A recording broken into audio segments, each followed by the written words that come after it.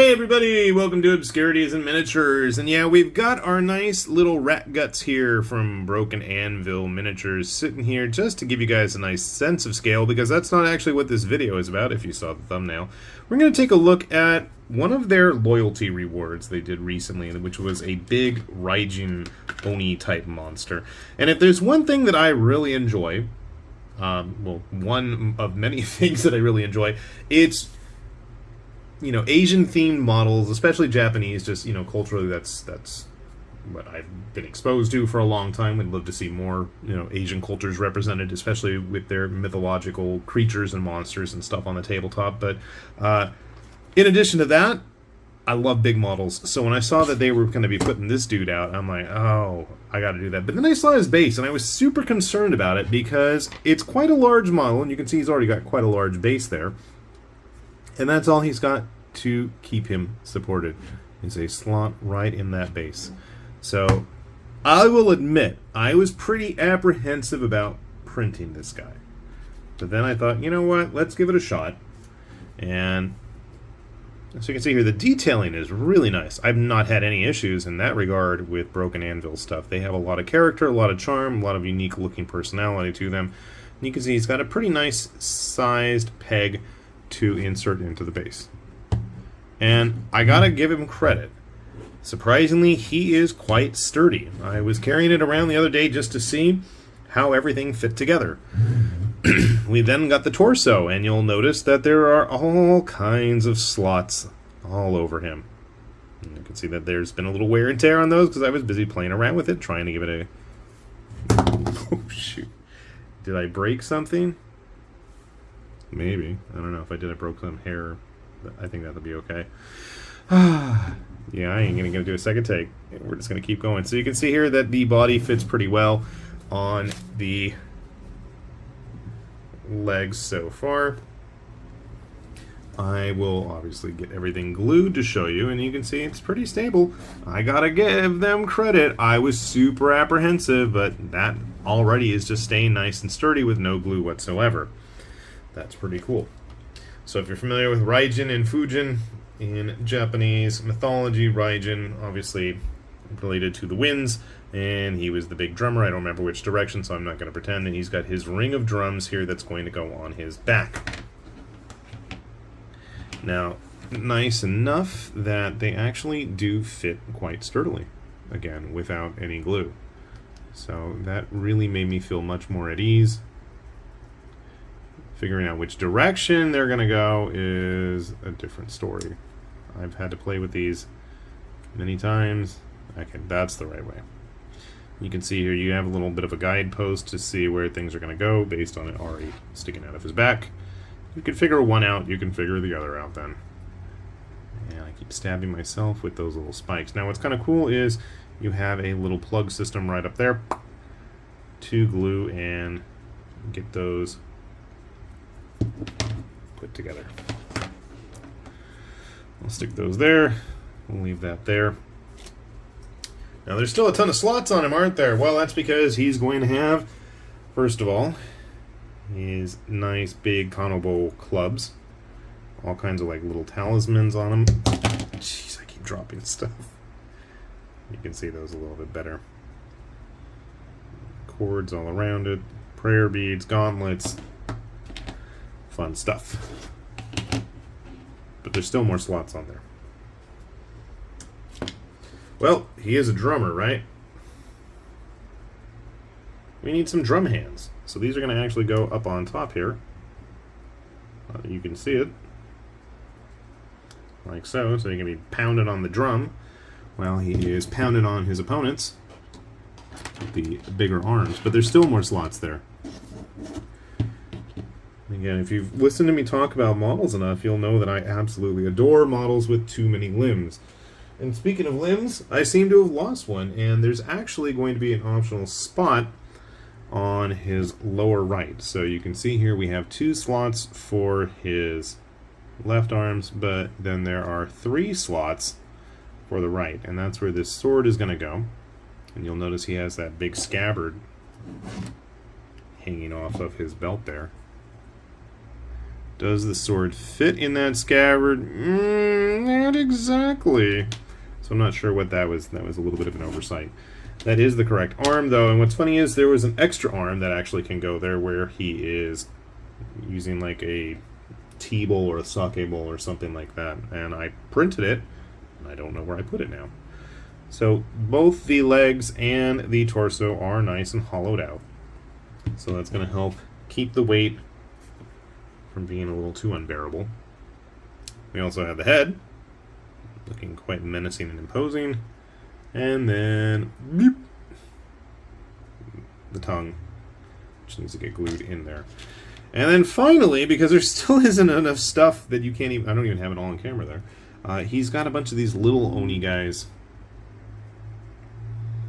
that are going to be hanging off of him to help with the drumming. And there's 4 of these little tykes.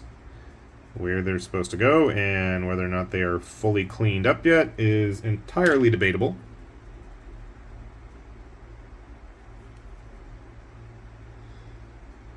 They got a lot of charm too.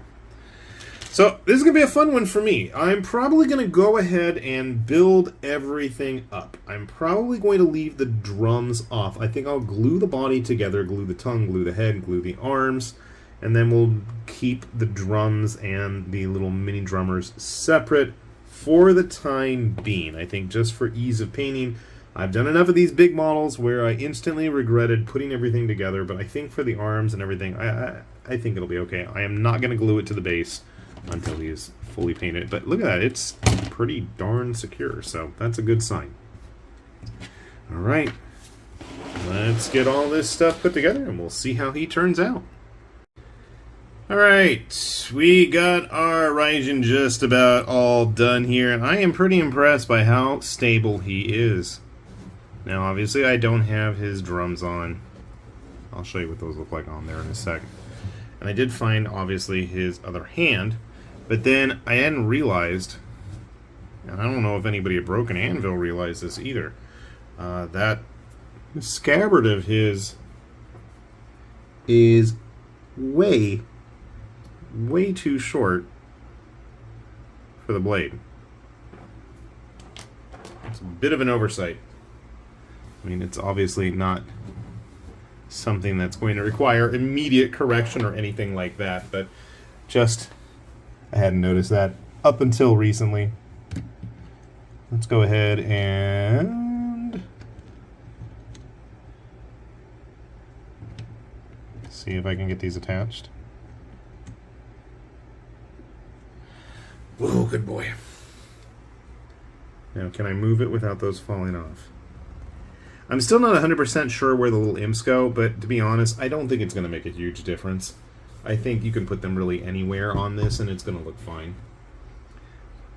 Considering the size, it's got to be about an 80mm base he's on. I think you could use this for all kinds of fun stuff. You wanted to use it for a crazy demon prince.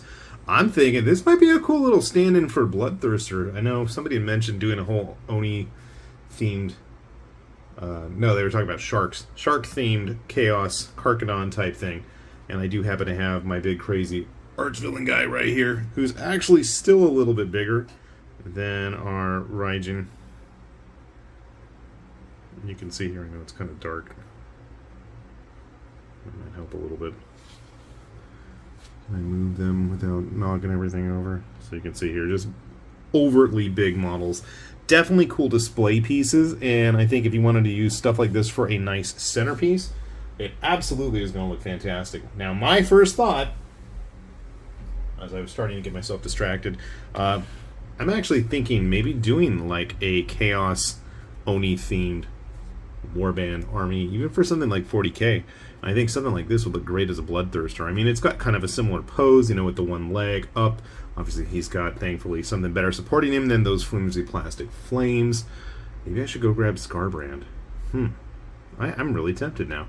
I'm spitballing ideas while I'm doing this. Okay, I don't know why that thought just occurred to me, but now I'm totally going off on a tangent. That's okay. Just to give you an idea how big it is, why I grabbed a Marine, because I'm thinking 40k now. My first original thought was using it as some sort of figure with like a Kings of War ogre army doing nothing but Oni. Here, grabbing some better indicators of actual Oni type monsters. This is an old school one. Oh, not old, as in super old. This is before Titan Forge started doing the 3D printing, but if you like this guy, he's actually available as a 3D print from their stuff. But I figure he's going to look quite impressive with just a bunch of big, honking, huge bruiser type dudes. Plus, I don't have to paint as many then. I'm thinking I might use it like as the mammoth in Kings of War. The Dragoni born from Bite the Bullet. This is Elder Brother from GCT's Bushido. The Demon Swordsman from Raging Heroes.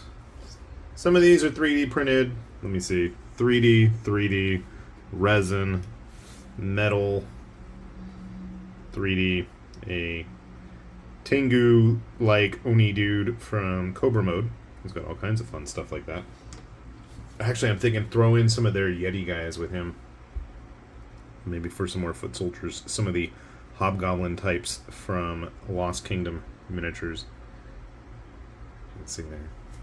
But yeah, I think he's definitely going to look good. He's going to be in well-regarded company. And for a nice, fun centerpiece, or boss encounter, or giant epic summon, or what have you, I think Broken Anvil really outdid themselves with this thing. Guy. Force of nature. But yeah, looking forward to getting this painted. Whether or not he jumps the queue compared to some of the other big models I've got, we're not so sure. But we'll have a link down below to Broken Anvil stuff if you want to take a look at both their actual 3D printed stuff. They offer a lot of physical casts. They've got Rivenstone. They've got big stuff like this if you're a subscriber on their Patreon, and we'll let you guys just go to town. And hopefully you'll have just as much fun with these figures as I'm going to. So with that said, this has been High Lord Tamberlane with Obscurities and Miniatures, saying thanks for watching, and we will see you back here soon. Bye-bye.